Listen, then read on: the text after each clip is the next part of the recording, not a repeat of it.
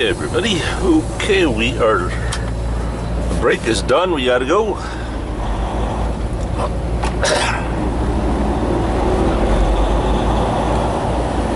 That beauty.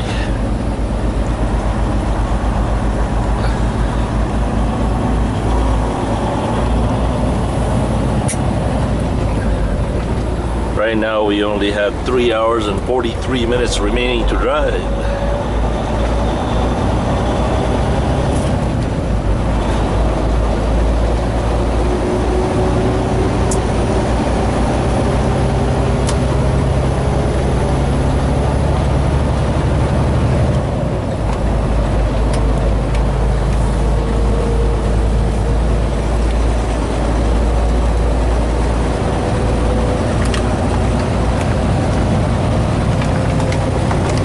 We're gonna go around tonight after the other day's backup in Chicago. I think I've learned my lesson for a little while.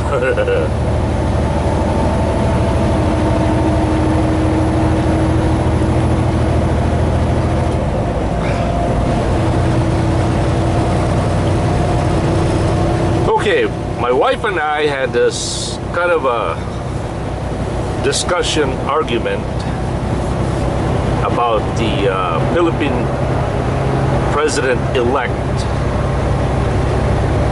Rodrigo Duterte. As many of you have been following, this guy has been accused of judicial mass killing of the criminal type, and supposedly without due process. I think the standing order is surrender peacefully and you will not be harmed. But if you put the police lives or safety in danger, they will kill you. And so far there has been what, 3,000 and some odd numbers of people, drug dealers, drug pushers, kingpins and criminals and whatever. So Obama and his mighty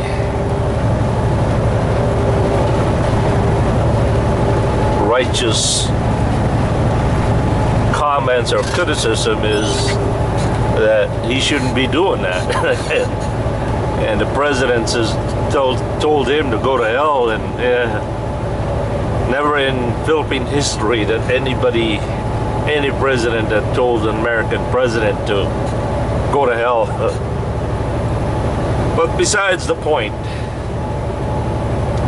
the argument is, of course, Philippines is a democratic country just like the US. Very, very similar. All due process and, let's see, innocent until proven guilty and all that. Now, so far, he's only been in office for, what, 6, 7, 8 months maybe, possibly.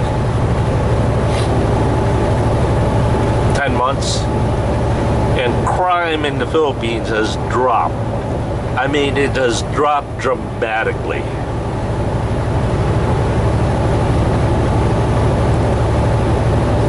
And the argument with my wife is, of course, there are those who are proven innocent until proven, innocent until proven guilty. Well, she posed a interesting question. What if that was your son, your daughter, your sister, brother, wife, father, relative?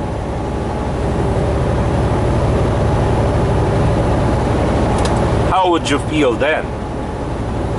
That's a very good question, right? But my opinion is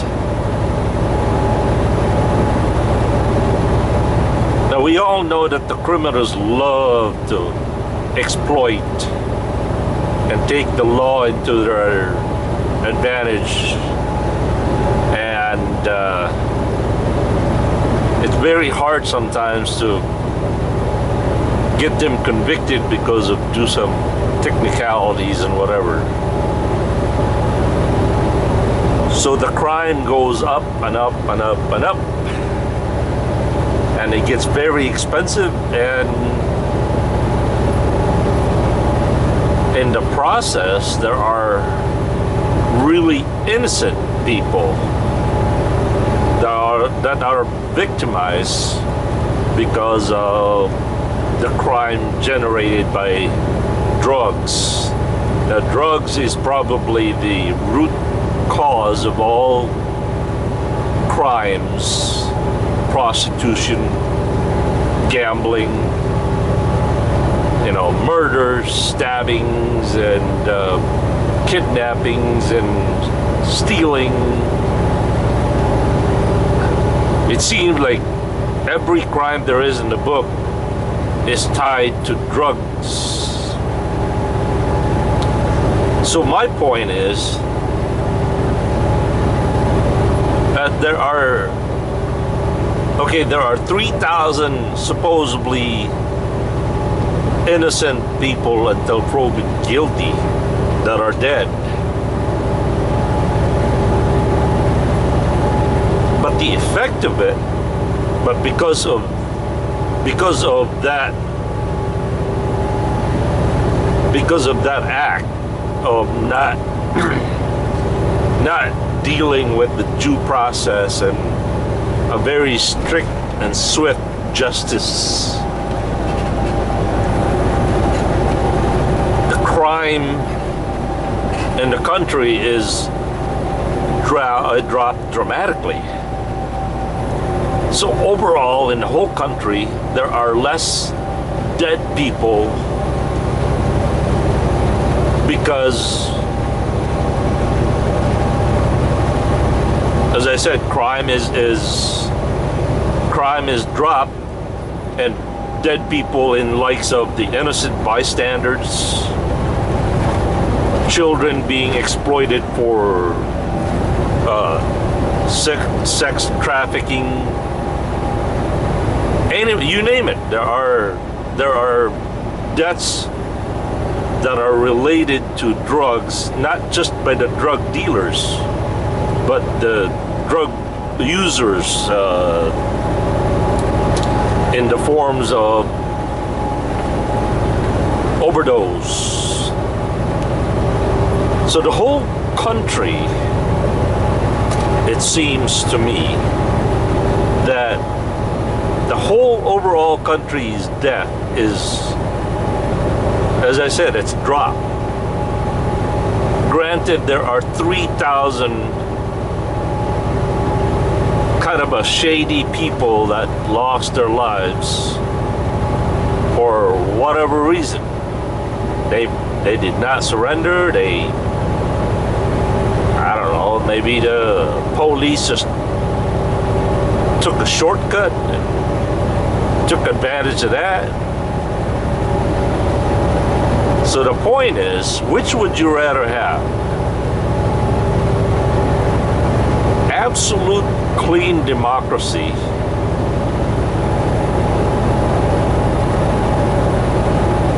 and not to mention one of the biggest product of drugs is corruption within the government. But because of what he's done, whether legal or illegal,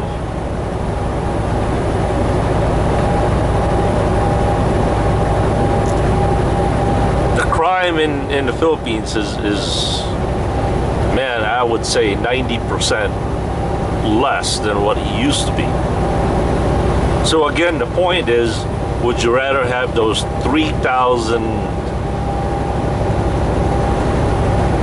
innocent until proven guilty criminals?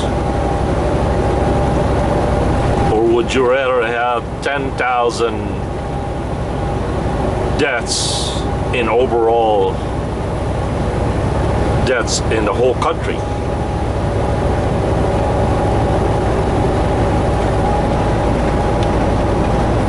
I'm for democracy. I believe in innocent until proven guilty. But I also believe that there's a point where democracy is no longer effective.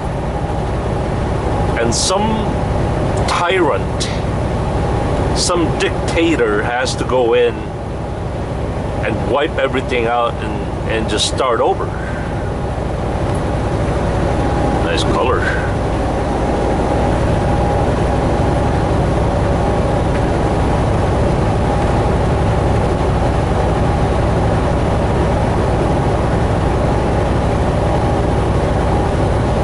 The biggest problem with tyrants and dictatorship, even to the good ones, I mean, there are good dictators out there. They rule with an iron fist, but the whole country prospers. The problem with that, and the danger of that is, you know, power corrupts, and absolute power corrupt absolutely.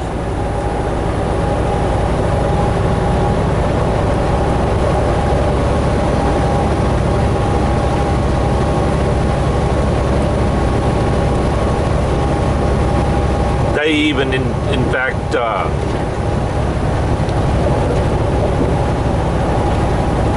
compared President Duterte as the next Hitler, or like Hitler. I don't think anybody can compare. I mean, to compare somebody like Hitler, I don't know.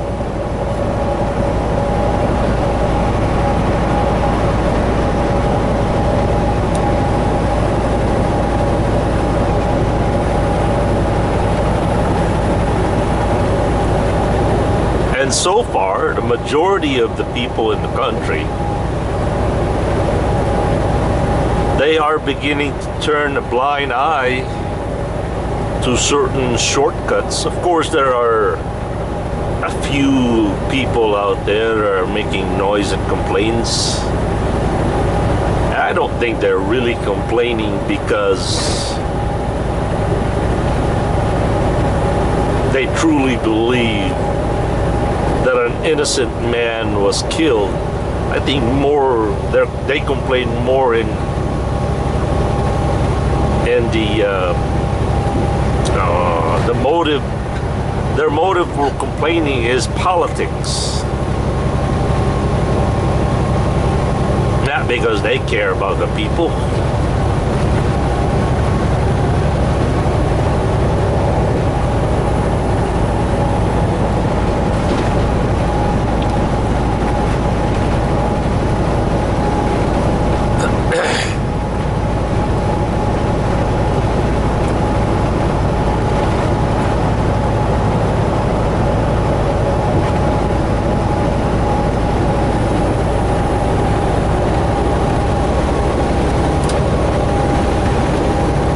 Turns out that the biggest drug lords in the Philippines before President Duterte was elected or seated in office were the highest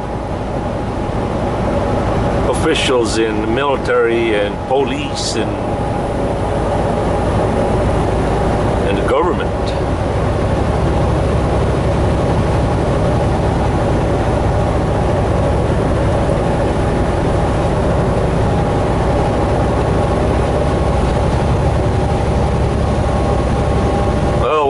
The outcome is, we'll know soon enough.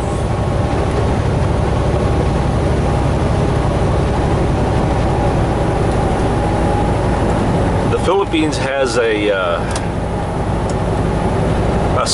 one-time 6-year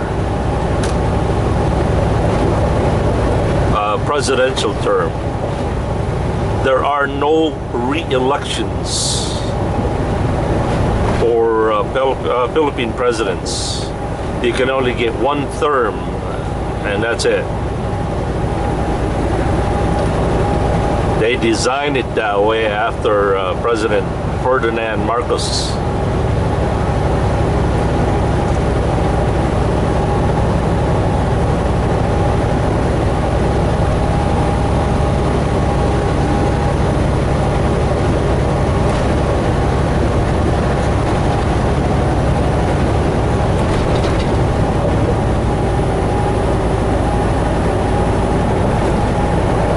He has been accused of killing hundreds or even thousands of people and feeding them into the alligators. It's never been proven, but there are allegations out there.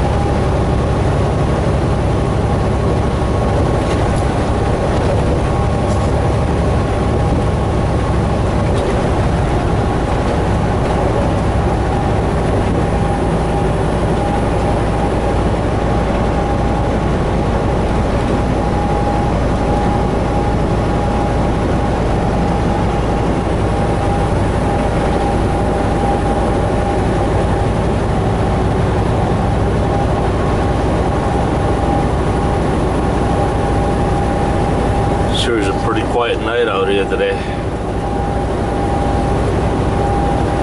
We got 3 hours and 26 minutes remaining to drive. And we've got 719 miles to go.